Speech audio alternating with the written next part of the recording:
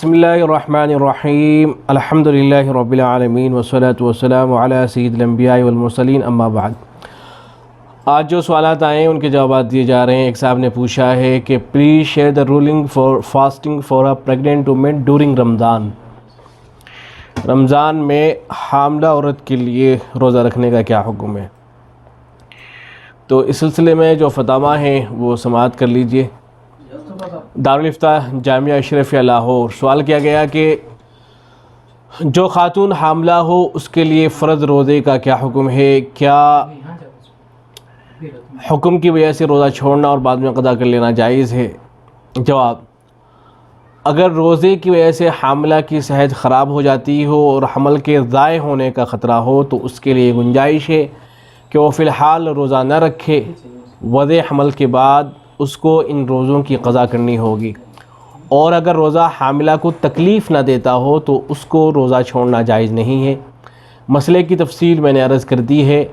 آپ اپنی صحت کو مد نظر رکھتے ہوئے اور ماہر دیندار لیڈی ڈاکٹر کے مشورے کو مد نظر رکھتے ہوئے ان دو صورتوں میں سے کسی ایک کے اوپر عمل کر سکتی ہیں۔ ایسے ہی دارالفتاء بن نوری ٹاؤن کے فتوے میں ہے، سوال کیا گیا ہے کہ عورتوں کے لیے حالت حمل میں رمضان کے روزے رکھنے سے متعلق کیا حکم ہے؟ جہاں میں لکھا گیا ہے کہ اگر روزہ رکھنے سے خود اپنی یا پیٹ میں موجود بچے کی جان کا خدشہ ہو تو حاملہ عورت کو روزہ نہ رکھنے کی اجازت ہے، بعد میں قضا کر لے، لیکن صرف حمل کو بہانہ بنا کر روزہ چھوڑنا درست نہیں ہے۔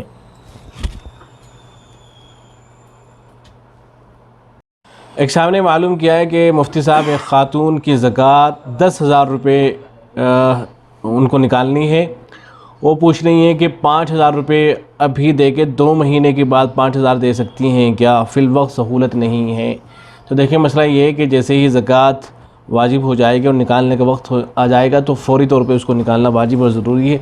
لیکن اگر اس طرح کی کوئی مجبوری ہے کہ پیسے موجود نہیں ہیں، ابھی نہیں نکال سکتے ہیں، تو 1 مہینے کے بعد 2 مہینے کے بعد اگر بعد میں نکال لیں تو اس کی بہرحال گنجائش ہے۔ تو ایسا وہ کر سکتی ہیں کہ 5,000 ابھی نکال دیں اور 5,000 وہ جب سہولت ہو جائے تب نکال دیں۔ دارالفتاء جامعۃ الرشید، سوال کیا گیا کہ زید کے پاس بقدر نصاب مال تجارت ہے، اس ماہ کا سال پورا ہو کر زکوٰۃ واجب ہوئی، لیکن اس کے پاس فی الحال نقد رقم نہیں ہے۔ وہ کہتا ہے کہ اگلے مہینے زکوٰۃ نکال لوں گا، تو کیا ایسا کرنا جائز ہے؟ کیا زکوٰۃ میں تاخیر کی جا سکتی ہے؟ جواب میں لکھا گیا ہے زکوٰۃ واجب ہونے کے بعد فوراً ادائیگی لازم ہے، تاخیر کی بالکل گنجائش نہیں ہے۔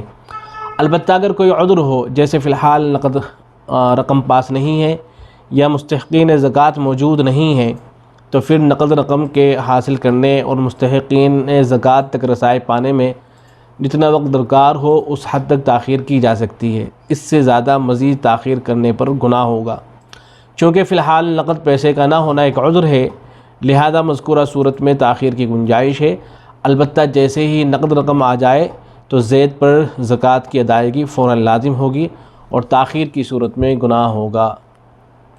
ایسے ہی دارالفتاء بن نوری ٹاؤن کے فتوے میں سوال کیا گیا کہ اگر کوئی بندہ زکوٰۃ کے پیسے اپنے ٹائم سے نہ دے، بعد میں 3-4 مہینے بعد میں دے دے، تو اس کو کیا کرنا ہے؟ جتنی زکوٰۃ بنتی ہے وہی دے یا اس سے زیادہ دے؟ جہاں میں لکھا گیا ہے کہ زکوٰۃ ادا کرنے میں بلا عذر تاخیر کرنا مکروہ ہے، تاہم تاخیر سے زکوٰۃ ادا کرنے کی صورت میں واجب ہونے والی ہی مقدار ادا کی جائے گی، اس سے زائد ادا کرنا لازم نہیں ہے۔ تو بہرحال اصل تو یہی ہے کہ فوری طور پہ ادا کریں، لیکن اگر پیسوں کا نظم نہیں ہے تو تاخیر کی گنجائش ہے، البتہ زیادہ تاخیر نہیں ہونی چاہیے۔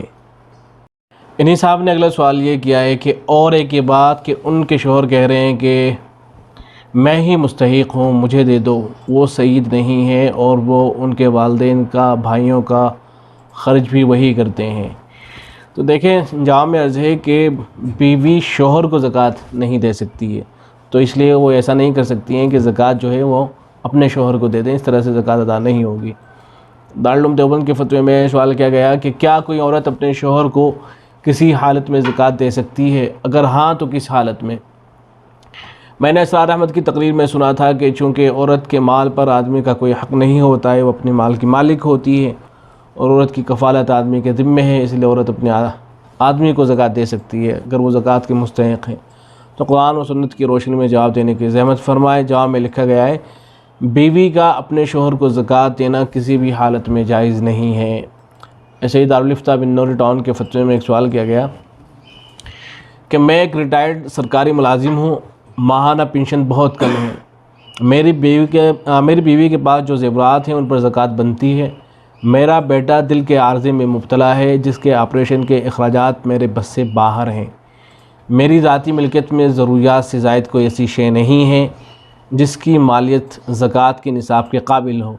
ایسی صورت میں میری بیوی نے جو زکوٰۃ ادا کرنی ہے کیا میں لے کر اپنے بچے کے علاج پر خرچ کر سکتا ہوں؟ جواب میں لکھا گیا ہے کہ بیوی اپنے شوہر کو اپنی زکوٰۃ کی رقم نہیں دے سکتی۔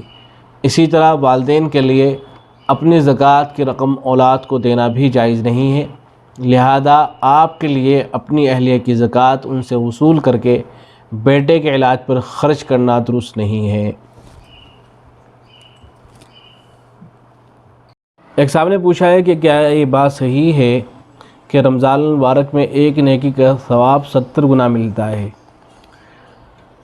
تو جواب میں عرض ہے کہ یہ بات صحیح ہے، سلسلے میں حدیث موجود ہے۔ یہ حدیث مشکاۃ شریف کے اندر ہے، جلد نمبر 1 ہے، صفحہ نمبر 174۔ ایسے ہی سنن بیہقی کے اندر موجود ہے، جلد نمبر 3 ہے، صفحہ نمبر ہے 305۔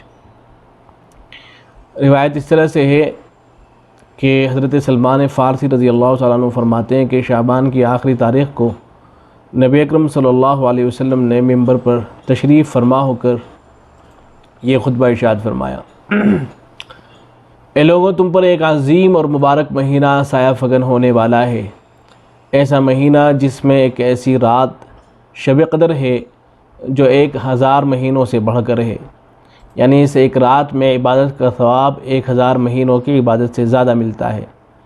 اللہ تعالیٰ نے اس مہینے کے دنوں کا روزہ فرض اور راتوں کی عبادت نفل قرار دی ہے۔